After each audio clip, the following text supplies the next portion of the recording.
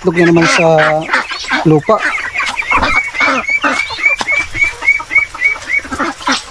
Umuuna na naman. Malapit ng tag-ulan mga kaparwas.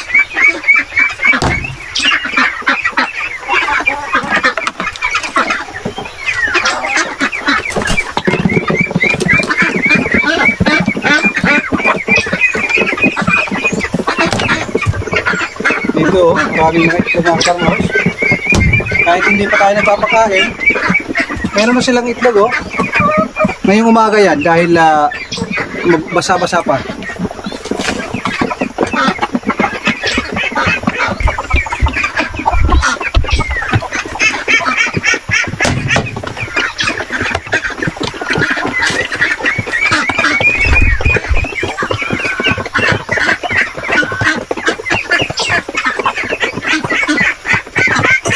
Namihan mo yung itlog ha.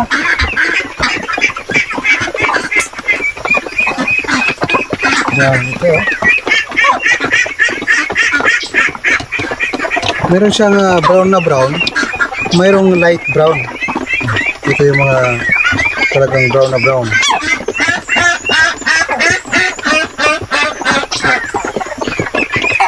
Ito bagong itlog pa lang oh. Pagdating ko kanina mamasa-basa pa. Nagtaka si Mrs. dahil kami ni Mrs. yung magkasama dito sa ating mini farm. Medyo matagal kasi siyang hindi punta dito. Malaki na daw yung yung kikindat. Sama-sama na doon sa loob. Puntahan natin.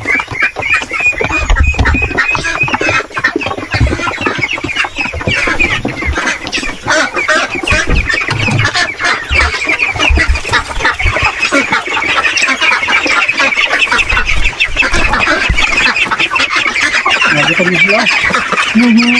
Cute. Cute.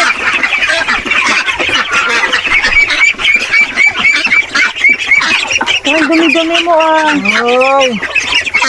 May isang nanghina oh. Pero buhay pa. Hindi naman siya po. Ilalagay mo dito sa loob. Hindi, kailangan ko itong ihiwalay. Lagyan ko ito ng lunas mga kaparmers. Hindi pa kapakan. Saka kayo. Bubuhay pa. Hindi pa kapakan oh. Nabugbog siya.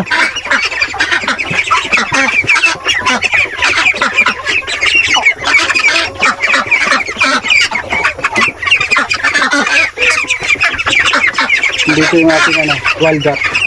Yeah, malibilis yan. Isang magandang araw sa inyong lahat mga kaparmers. Welcome na naman muli sa ating YouTube channel.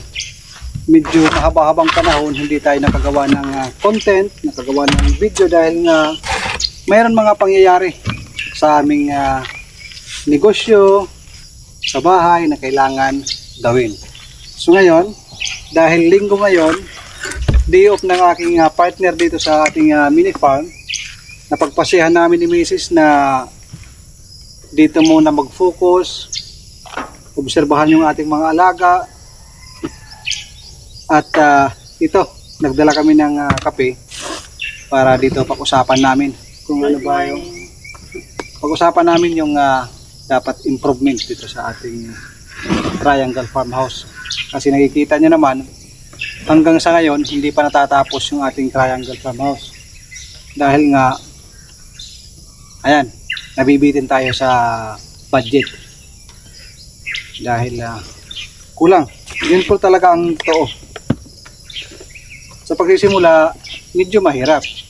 Pero kailangan lang natin pagsikapan, pagplanuhan ng maayos, itama ang mga dapat itama.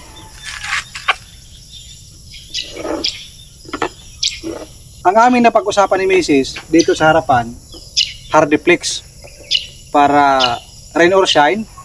Hindi man siya ganun katibay. Ang importante, pag umulan pwede, pag umaraw pwede. Madali lang siyang mabasag pag sinuntok or mayroong binagsak na mabigat. Pero kung sa panahon, ulan at araw, matibay. Pagdating naman sa pagpipintura, hindi po mahirap dahil malinis na, makinis na. Nakausap ko na si Kuya Nick, yung magtatrabaho nito. Yung nagtrabaho nito simula. Yung first cousin ni Mrs. Sabi niya mga 2 araw matatapos yan. Kasi ang plano namin sa harapan, hardiplex, sa likuran, buo na kawayan. Kasi gusto ko yung pinakaunahan, yun po yung maganda yung view, maganda ang itsura. May emphasize talaga yung triangle house natin. Sa likuran, marami tayong kawayan na buo. Matibay pa yun mga kaparmers. Lalagyan ko na lang ng medisina para hindi siya anayin o bukbukin. Siya, kape muna tayo mga kaparmers. Kape muna tayo.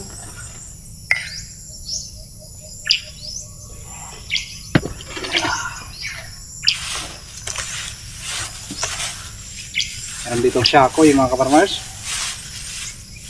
Nagpakain ako sa mga nangingitlog na heritage chicken to follow yung Peking duck at saka native lang ako.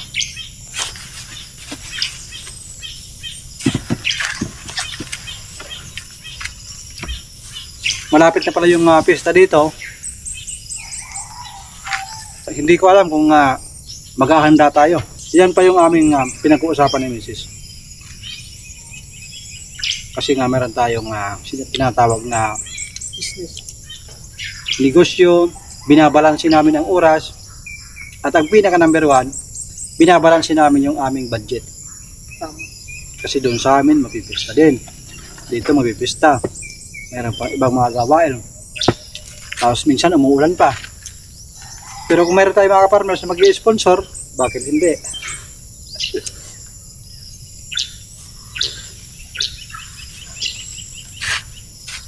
Kung maghahanda kami dito mga ka-farmers, simple lang.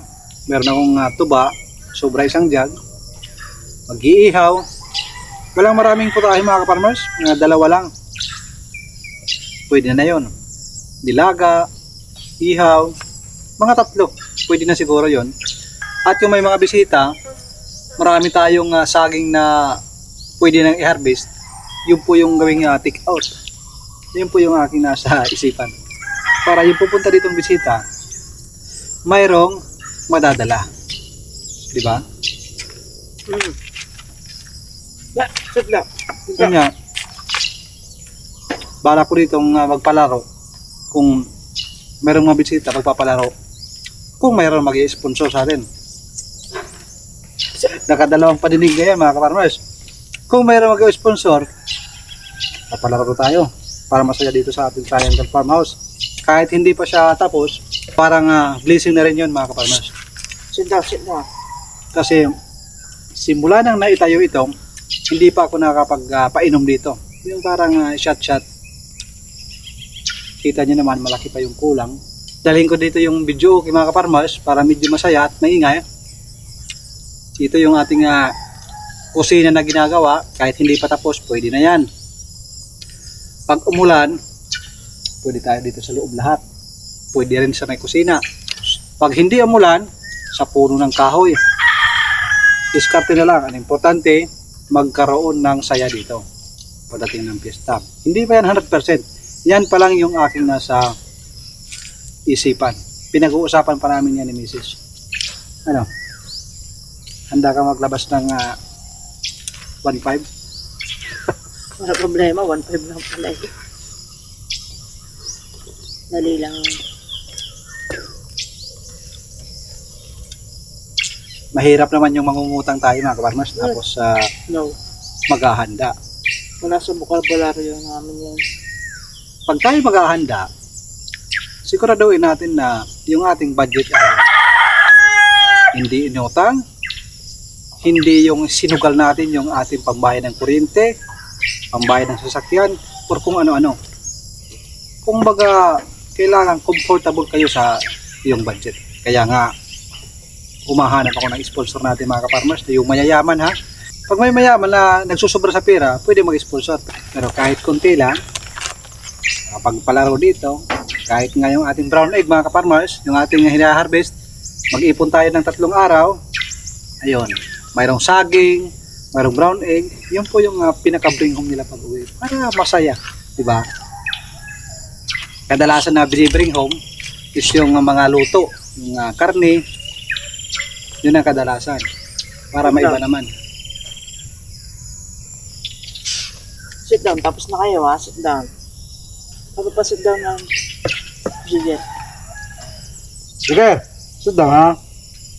Esther, babe. Babe. Sa mga nagtatanong naman, ilang hektarya ba ang iyong lupa? Maraming bisis ko na yung sinagot. Ito po ay nasa almost 8,000 square meter lang po ito. Hindi po umabot ng 1 hectare. Pero napakarami pa yung bakante. Maluwag pa. Maluwag pa. Hindi naman natin kailangan ng napakalaking lupa para tayo makapagsimula sa farming business.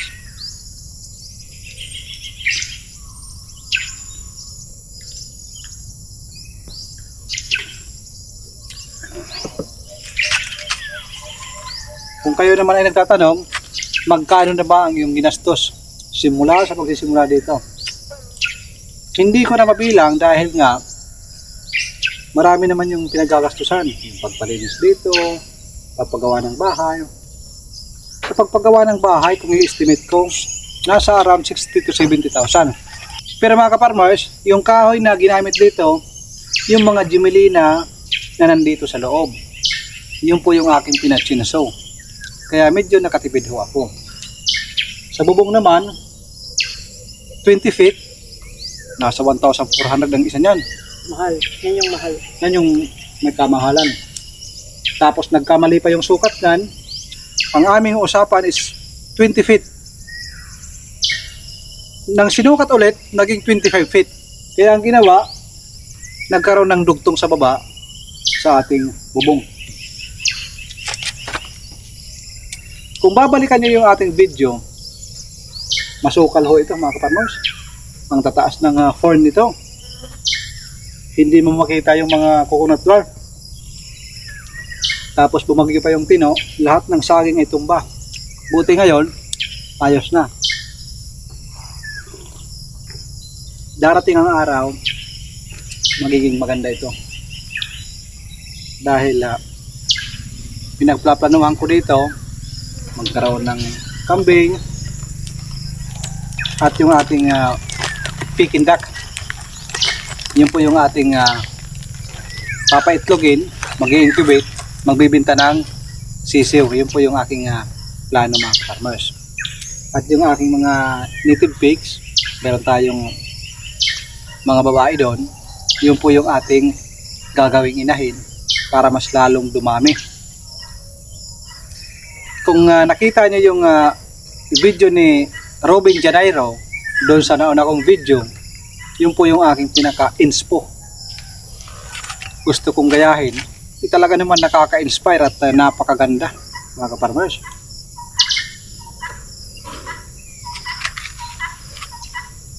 Sa pagsisimula dito sa Pilipinas, sa pag-uwi namin ni Mrs., ako 8 years ho ako sa abroad. Ikaw? 10 years siya, nauna siya ng 2 taon. Tapos nagpasya kaming umuwi dito sa Pilipinas. Kasi sabi namin, habang bata pa kami, magsimula na kami. Ayaw ko kasi magsimula na umiidad na ako ng 50, 60. Masakit na yun sa tuhod mga ka-farmers. Ngayon pa nga lang, medyo masakit na sa ating kasukasuhan. Paano pa kaya pag matanda na tayo? Marami kaya tayo maiipon, pero sa pagsisimula naman, mahina na tayo. Sa ngayon na nasa 36 pa lang tayo, bumagsak man ano ang mangyari, kaya pa natin mag-adjust. Huwag po tayong maniniwala sa iba na walang pera sa Pilipinas. Kahit saan lugar mga ka-farmers, basta't masipag ho kayo, matyaga, maraming pera. Tama. Ganon din yan sa ibang bansa. Pag nagtamad-tamaran ka, hindi ka nagtrabaho, wala kang pera. Doon kasi sa abroad mga ka-farmers, obligado kang magtrabaho, obligado mong pumasok sa trabaho dahil may amo ka. Ang tao kasi dito sa atin mga ka-farmers, pag nandito sa kanilang mga probinsya, para bang hindi sineseryoso yung kanilang mga trabaho, hindi tinuturing na sariling negosyo. Kumbaga minsan, pag natatamad, hinahayaan na lang. Minsan hindi nagtatrabaho na maayos. Yung aking roles mga ka-farmers, yung aking patakaran sa aking buhay, doon nga sa ibang lugar, nagtatrabaho ako ng 12 hours to 16 hours. Bakit hindi pwedeng gawin dito sa aking mini farm at sa aking flower shop? Nakita niyo naman mga ka-farmers, nang gumagawa pa lang ako, mula sa simula, minsan umuwi kami ng alas 9 ng gabi, alas 7 ng gabi. Yun. Ngayon lang medyo kumalma tayo dito sa ating mini farm dahil nga busy tayo sa ating flower shop. Kahit nga si Mrs., kahit nandito yan sa farm, active yung online niya. Kaya kung meron dito taga Leyte, gusto nyong car transfer price, flower delivery, anywhere in Leyte, yan po yung aming serbisyo. Selected area in Samar, kasi medyo malayo na. Pero kung malapit lang sa Tacloban, pagtawid ng San Juanico, kaya pa namin ma-accommodate yung mga order. Pero kung dito sa Leyte, lahat, wala akong problema. Umabot na po kami ng Bilyaba, Ormoc, at soon makikita nyo pa sa mga susunod na ating video is baka umabot pa tayo sa mas malayo dito sa Leyte, mga ka-farmers.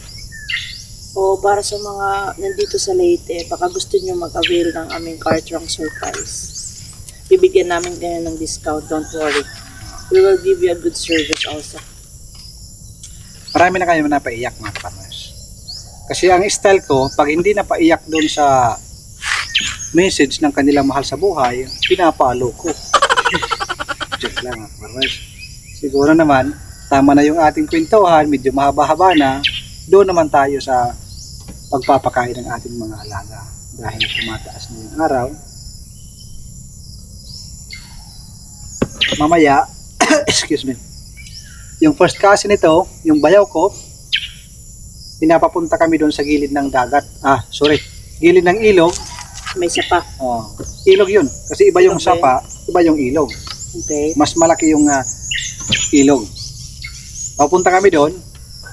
Meron daw konting salo-salo. Siyempre, pagtitipon sa mga pinsan-pinsan, so baka pumunta tayo doon. Hindi pa 100%. Depende sa panahon. Kasi ngayon, napakaganda ng panahon. Maganda yung sikat ng araw. Kagabi umulan. Kahit kanina mga alas 5 umuulan pa rin. Basang-basa nga yung ating mga damo. Kita nyo.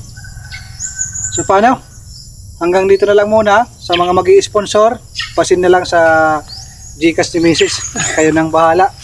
Magpapalaro tayo para masaya dito sa ating Triangle Farmhouse. Dadalhin ko yung video okay. Kahit napakabigat yung video okay na yon, dadalhin ko dito para magpalaro. At hindi ko alam kung ano yung ating magawa na magpasaya ng tao. Yun po yung ating gagawin. Sunod muna tayo sa pagpapakain.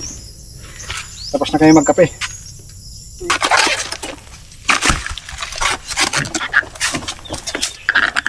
Ito yung mga gusto kong patayin na puno ng saging. Palaging tumutubo. Dahil malapit ito sa ating triangle house. Ito yung pinakalikuran.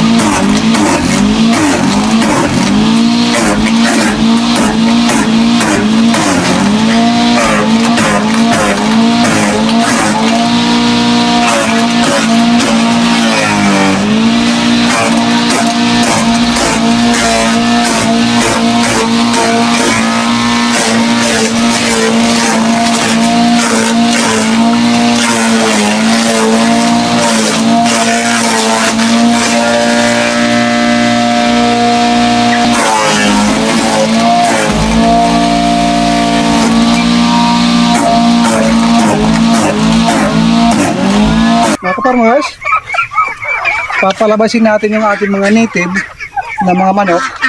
Tapos itong ating Bengala. Ang hindi ko lang sigurado na babalik itong Bengala. Kasi medyo mailap ng konti. Pero itong ating mga native na manok at saka Muscovy duck, sigurado yan, dito lang yan. Papalabasin ko na. Pag umaga, dito tayo magpapakain sa labas. Pag hapon, sa loob, para dito rin sila matutulog. Dito ko sila papakainin sa labas ng kaparmers.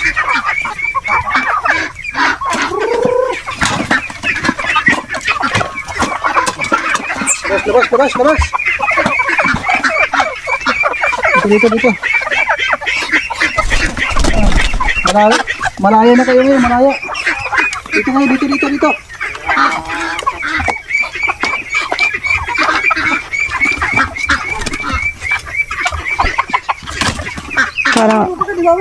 Parang ayaw nila lumabas.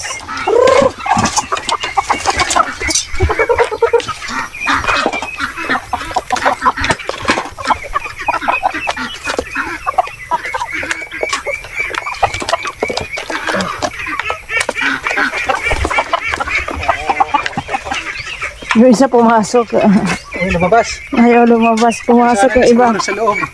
Yung isa pumasok sila. Camera umano pag nag-video ka. Magabaka nag-video para Facebook. Up. Okay daw, nagkita yung dalawa. Nag-away. Bahala kayo dyan. Uy, papa. Kaaway sila. Oh. Pag may tatalo, yan po yung maganda. Kasi, pag natapos itong kusina ko, isa sa kanila, kakatayin. Yan. Siguro naman sa ating Ano ba yan? Nag-aaway na kayo. dito, instead na kakain sila, mas inuuna pala nila yung mag-away. Tatakbo na yung isa. Hanapin na yung tatakbo. Oh, sige. Takbo na. Wala na. Wala. Kaya na, kanina ba yung isa? Dito. Oh, ayaw lumabas yung iba. Ayaw nila lumabas, papa. Sanay sila sa loob.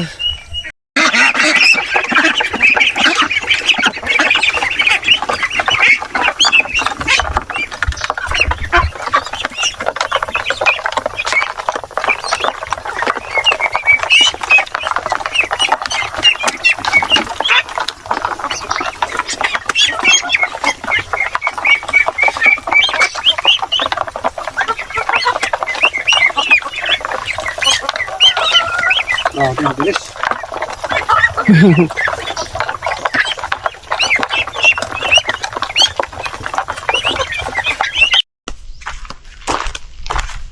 Nilagay ko na yung wire mula sa ating triangle house papunta sa ating pinakakusina dito sa ating preparation area.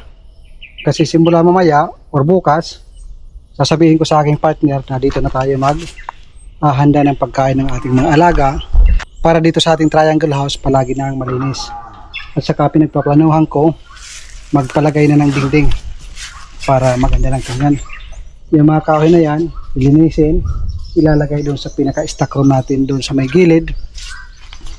At yung ating mga alaga na pinakawalan, hindi naman sila umaalis, nandito lang para makatipid tayo sa pagkain. Pinakawalan ko na para makakain sila ng mga organic na mayroon tayo dito, mga insekto, yung mga talbos ng mga damo, mga kaparmers, kinakain nila yan. Yung iba wala dito, yan, nandito yung Muscovy duck natin, pinakawalan. Grabe yung balon-balonan ng ating Muscovy duck na lalaki, punong-puno. Yung iba nandun, yung iba nakahiga, busog na busog mga kaparmers. Alanganin lang ako sa Bengala, baka mangapit bahay. Subaybayan natin. Yung iba nandoon, oh. Nandoon, yung iba nasa ilalim ng mga damo, mga ka-farmers. Naghahanap ng pagkain. Yung kanilang kulungan, bukas lang. Para pag umulan, ready silang pumasok diyan. Para masanay sila sa araw-araw na pwede silang pumasok pag hapon na. Diyan pa rin sila matutulog, mga ka-farmers. Ayan, kala siguro ng Muscovy duck, meron tayong pagkain. Dahan-dahan po pupunta dito. Inaantay ko kung mangingitlog na. Hindi pa. Pero nakikita namin, sumasampa naman yung lalaki. Pero wala kaming nakikita na meron silang itlog dito. Yan, pinakawalan ko para makalanghap sila ng simoy ng hangin dito sa labas. Palaging lang nasa loob at nagkakaroon ng putik. Mamaya na lang ako mag-harvest ng mga itlog paghapon. Kasi ngayon, nangingitlog pa rin yung ibang mga manok natin para isahan lang. Sayang, meron naman isang namatay yung ating Peking duck. Nakakapanghina pag meron namamatay. Pero kasama yan sa ating pagpa-farming, mga ka-farmers, mga pagsubok. Hindi nga ako nang hina nang namatayan tayo ng 40. Yung pa kaya na isa lang. Pero sa awa ng Diyos, yun, malaki na sila lahat. Let's go, uwi muna kami, mga ka-farmers. Ihatid ko muna si Missy sa bahay. Tapos mamayang hapon, ako babalik dito. Yung aking partner, babalik na yan dito. Dahil pagkalinggo ng hapon, siya na yung magpapakain. Kaming dalawa, tulong kami. Pag wala akong order, walang delivery sa flower shop, nandito ako, mga ka-farmers. Yung unang araw, nag-spray siya ng herbicide. Iwan ko lang kung ipepekto kasi inulan. Ang kagandahan sa pag-ulan, mga ka-farmers, lahat ng ating Bermuda grass na tinanim, mga greens na yung iba, oh. Meron mga green. Ubuhay na yan.